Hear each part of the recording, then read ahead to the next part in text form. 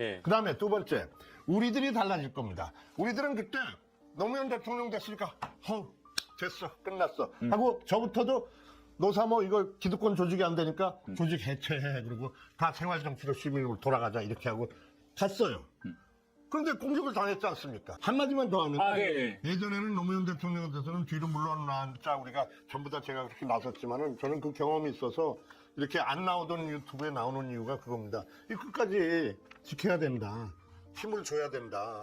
어떻게 100% 마음에 들게 못할 거예요. 우리 마음에도. 그러나 그가 할 수 있는 최선을 다해서 할 것이고 예. 우린 힘을 줘야 될 것이고 그래서 저도 이렇게 나와서 주제 넘은 소리 모르는 얘기 떠는 겁니다. 이재명 대통령님이 당선 후 하루하루 눈코 뜰 새 없이 열일을 하고 계십니다. 요즘은 뉴스가 이렇게 기다려지고 재미있었나 싶습니다. 참으로 격세지감을 느낍니다. 그 짧은 시간에 그 효능도 벌써 보이기 시작합니다. 민주공화국의 주권자들이 어렵게 만든 변화가 진행되고 있는 것입니다. 그래서 지금 많은 이들이 즐겁고 흐뭇한 마음으로 지켜보고 있습니다. 응원하고 지지하고 박수도 칩니다. 이제 됐다는 안도감 속에서 말입니다. 하지만 우리는 한번 그렇게 안심하고 방심했던 적이 있었습니다. 2003년 노무현 대통령 당선 직후 이제 세상이 달라질 거야 하고 기득권과 적폐, 언론 권력을 과소평가하고 관심을 멀리한 채 생활 속으로 들어갔었습니다. 결과는 모두가 아는 대로입니다. 지지자들은 조용해졌고 언론은 무차별적으로 대통령을 때렸습니다. 그리고 우리는 너무 늦게 후회했습니다. 그때처럼 다시는 방심하지 말아야 합니다. 이번엔 응원도 지지도 진화해야 합니다. 지지자의 역할은 좋아요 누르는 것으로 끝나지 않습니다. 끝까지 뭉치고 말을 퍼뜨리고 율곡이의 10만 양병설처럼 지속적으로 다른 사람도 데려오고 지지자와 기관 당원배가 운동도 하며 미리부터 다음을 준비해야 합니다. 지금 대한민국 최고 이슈는 검찰개혁입니다. 하지만 이보다 더 중요한 것이 언론개혁이라 생각합니다. 그런데 중요하다는 것을 알면서도 이재명 정부가 주체가 돼서 섣부르게 덤비기가 검찰개혁보다 더 어려운 분야가 언론개혁입니다. 그래서 지금 그나마 현실적인 방법은 우리 언론과 채널을 키워야 합니다. 뉴스공장, 매불쇼, 정치편의점, 스픽스, 뉴스토마토, 사장 남천동 등등 영향력 있는 채널의 구독자가 500만 이상은 되게 만들어야 합니다. 유튜브 채널의 영향력은 구독자 수입니다. 가장 쉽게 행동할 수 있는 지지와 응원 방법입니다. 레거시 언론은 여전히 기득권 어용 엘리트 편입니다. 어느 곳 하나 기대할 곳이 없습니다. 그나마 그들을 상대하고 대체하는 게 유튜브 방송입니다. 하지만 지금도 유튜브 상위권은 적폐가 다수 차지하고 있습니다. 구독수, 조회수, 댓글 모두 그들 프레임입니다. 우리는 말로만 응원하는 것이 아니라 직접 행동하는 지지자가 되어야 합니다. 그래서 지금 이 영상에서 명계남 배우님이 하시는 말씀은 단순한 감상이 아니라 과거의 교훈이자 미래의 행동 지침입니다. 우리는 계몽되어야 합니다. 그리고 계몽시켜야 됩니다. 다가오는 지방선거 총선 그리고 다음 대선 지금부터 준비하지 않으면 무슨 일이 또 벌어질지 모릅니다. 명계남 배우의 진심 어린 경고와 호소를 통해 많은 변화가 이루어지기를 기대해봅니다. 끝까지 시청 부탁드립니다. 네, 저는 이제 그분을 좀 압니다. 예전부터 아는데 일하는 스타일이나 이런 것을 아는데 예. 저게 이제 야 저런 식으로 하는구나, 야 저런 식으로 해 그렇게 해서 하나 뭐. 그래도 적으로 다 뽑아놓고 정해놓은 사람이 있을 텐데 하는데도 불구하고 네. 이 양반은 진정성이 있어요. 그래서 이렇게 해서 국민이 주인이다, 나는 그 주인이 고난을 위임한 일꾼이라는 것에 충실하게 모든 것을 하려고 애를 쓰는 겁니다. 그러니까 이렇게 사람들이 추천하는 사람들이 뭐 백가쟁명으로 많겠죠. 어떤 사람은 자기 자신을 추천하는 사람도 있을 것이고 자기 자신 많을 추천할 수 텐데, 있습니다. 예. 네. 근데 이제 이런 방법을 통해서라도 중지를 모으고 그리고 자기 아는 사람들밖에 모르잖아요. 이재명 대통령도 아무리 해안이 있다 그래도 만났던 사람들의 능력만 알지 모르잖아요. 네. 예를 들면은 노무현 대통령의 인사 중에서도 이용석 광주시장까지 한 국기장장 국세청 그 양반은 노무현 대통령하고 일면식도 없었어요. 근데 노무현 대통령이랑 보니까 관세청장을 그때 하고 있었는데 굉장히 획기적인 업무 개선 시스템을 만들고 했다는 얘기를 들은 거예요. 그때. 저 불러서 국세청장을 시킨 거예요. 네. 이용수 깜짝 놀랐죠. 자기는 노무현 뭐 알지도 못하는데 갑자기 나보고 국세청장을 하라고 해서 일을 한 거예요. 네. 그 일 열심히 한 거죠. 네. 그러면서 그 이용섭 장관은 이렇게 대통령을 모르던 사람인데 대통령하고 같이 해보니까 이 양반이 신문에서 얘기하고 그렇게 떠들던 바로 그 사람이었어 하고 감동해서 더 일을 열심히 해서 완전히 노빠가 돼버리는 거예요. 그건 관계없는 사람이에요. 네. 이를테면 코드 인사도 아니고 모르는 거예요. 그러니까 이재명 대통령은 노무현 대통령보다 그런 짓을 할 가능성이 더 높은 사람이죠. 그렇지. 그러니까 물론 자기하고 일에 맞게 코드에 맞는 사람을 쓰는 게 동력을 얻는데 중요합니다. 아마 그런 비판도 날 거예요. 아니 이럴 때 뭐 무슨 사람에 대한 평가들이 그런 식의 우리 쪽에서 나오지 않았습니까? 아니 이 사람은 이쪽 아닌 것 같은데 내가 좀 어떻게 하겠어요? 우리 말 듣고 우리랑 이렇게 DNA가 같은 사람 해야지 뭐 이런 식으로 막 밀고 가잖아요. 네. 근데 그게 편할 수도 있죠. 네. 그러나 그걸 넘어서는 것을 볼 수 있는 사람이 이제 훌륭한 인사권자가 아닌가 하는 점에서 훌륭하죠. 그 추천인 명단에 나만 들어간다면 더 할 나이가 있겠죠. 아마 많은 사람들이 추천을 할 것이고 그게 다 받아들일 수는 없고 그렇긴 하겠지만은 굉장히 중요한 이게 한 가지 멋진 뭐 쇼 같은 재미있는 이벤트 같은 거리를 넘어서는 진정성의 한의가 있다는 것을 내 것이나 저쪽에서 보지도 못할 것이다. 그렇기 때문에 이거는 더더구나 의미가 있다. 그쪽에서는 우습게 생각했지만은 이렇게 사람들을 모으는데 니들이 어떻게 당해? 이게 예의가 있다. 자신감이 있는 거죠. 이재명 대표. 그런 의미에서 그런 이 대통령의 인사 스타일은 놀랄 만한 것이다. 그러니까 노무현 대통령하고는 조금 더 진일보해서 현실적으로 나가는 것이다. 이렇게 봐지고 더군다나 그거 이 대표의 SNL 계정 메시지로 다 추천할 수도 있다면서요.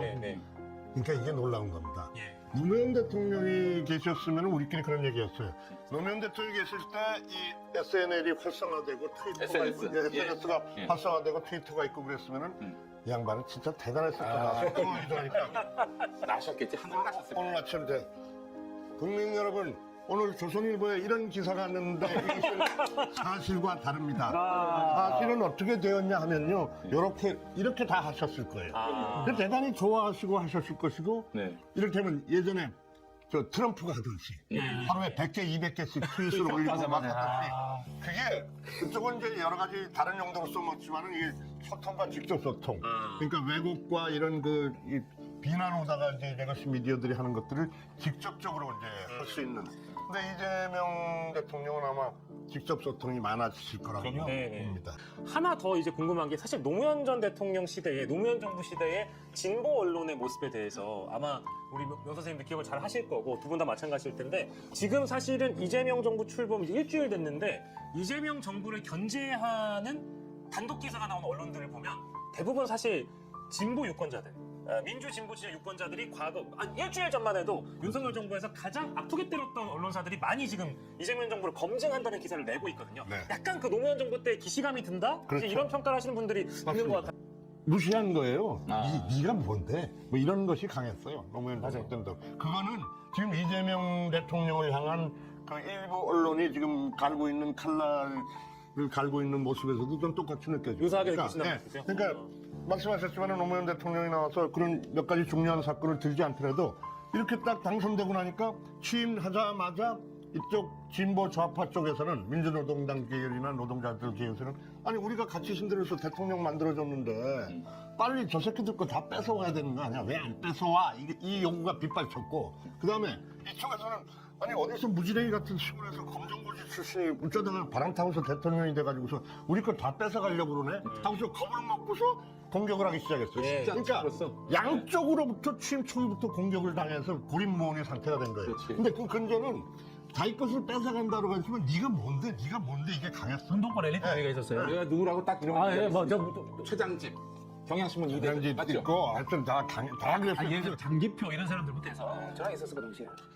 그렇죠. 그렇게 그 이재명 대통령은 더 한 경우죠. 그래서 그 노무현 대통령 때는 취임 11일째 되는 때부터 조선일보에서 탄핵을 언급한 단어가 나오기 시작했거든요. 그러니까 그 언론이라는 이를테면 파워 엘리트에 속하는 분들의 눈에도 탐탁지 않게 보일 것이 분명합니다.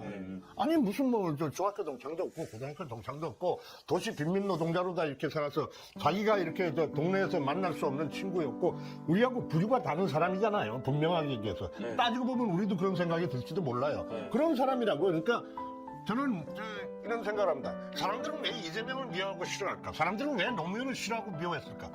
자기하고 종자가 다른 거예요. 이게 범접할 상대가 아닌데 여기 껴서 뭐 이렇게 되는 거예요. 그러니까 그것이 용인이 안 되는 거예요. 용인이. 예, 그러니까 그런 상태에서의 공격은 지속될 건데 노무현 대통령보다 나을 거라고 보는 것은 내가 기대하는 것은 첫째 이재명 대통령의 태도입니다. 이 양반은 아주 놀랄만한 성과를 처음부터 내기 시작할 거다. 일로 보여줄 거다. 아니 김밥 먹으면서 9시간 이렇게 9시까지 회의하는 대통령 우리나라에서 처음 아닙니까? 그 다음에 두 번째 우리들이 달라질 겁니다. 우리들은 그때 노무현 대통령 됐으니까 됐어 끝났어 하고 저부터도 노사모 이거 기득권 조직이 안 되니까 조직 해체해 그러고 다 생활정치로 시민으로 돌아가자 이렇게 하고 갔어요. 그런데 공격을 당했지 않습니까? 바로 저는 그래서 그 다음에 이제 1년 있다가 우리가 다시 모여서 힘이 돼주자 하고서 뭐 이렇게 했는데 저는 개딸이든 민주당의 이를테면 기간당원이든 절대로 가면 안 되고 지금 빨리 민주당 기간당원 배가 운동을 시작해야 되고 돼야 된다고 봅니다. 이게 됐어 신났어 얼마나 좋아 엊그저께 봉화에서 나는 처음 봤어요. 개딸들 20명이 저 만나러 왔어요. 그래서 뭐 노무현 대통령 이렇게 보고 신이 나서 돌아다니던데 저 사람들 앞으로 어떻게 할 거지? 저는 뭉쳐서 지켜야 된다고 봅니다. 응원하고 기다려야 되고 그리고 내가 뭐 시간이 없어 여기 소개는 못하지만 오늘 인터넷에서 본 글에도 하나 보면은 우리가 다 들어 앉았는데 기다리지 못하는 거예요. 이재명을 기다리지 못하고 노무현을 기다리지 못했던 게 있어요. 그냥 저 FTA 그렇구만 좀 기다리고 봐야 된다. 며칠 전 언론에서 그런 언론 쓴 사람이 있다면요. 대통령은 바뀌었는데 장사에 손님은 아직도 없다고 그러는데 한국경제신문 3일 된 다음에 3일 지난 다음에 그걸 기사라고 인터뷰를 내서 씁니까? 기사라고? 난 말이 안 되는 거야. 이 전화를 켜놓는 이유는 어디서 출연 요청이 올지 모르기 때문에 그러니까 그게 난 그게 기사란 얘기죠. 그래서 저는 여기도 그렇고 이런 우리 인터넷 방송에서도 끊임없이 그런 이 흐름을 추적을 해 나가야 된다. 그리고 이제 빤하지 않습니까? 대통령은 정치보복 안 한다고 했어요. 자기가 당한 게 정치보복이 아니라 그건 탄압이었고 그 탄압을 받았던 내가 하면은 그게 보복이 되는데 그거는 없애자. 그러나 내란 문제라든지 이런 문제들은 정리를 해야 되는 것이 법적으로 처리를 해야 되는 거지 구분이 되어야 된다라고 생각한다. 당연하죠. 근데 벌써 지금 국민의 쪽에서 구분 안 하잖아요. 저거 한다고 보복한다고 그러잖아요. 특검한다니까 이렇게 호도를 해서 한다고요. 근데 이거를 똑같이 그렇게 언론에서 다루냐고요. 그 얘기에도 똑같은 마이크를 주고 똑같은 50%의 마이크를 주고 이게 되냐고요. 이거는 정리를 빨리 해야 되고 그다음에 통합의 문제는 또 이렇게 해서 해결을 해야 되는 것인데 그렇게 물타기를 한단 말이죠. 이거를 우리 이쪽 이 유튜브 언론에서는 끊임없이 지적하고 꼬집어내고 해야 되고 자기 뭐 시켜달라고 추천하는 거 말고 이렇게 지켜보면서 응원해야 된다.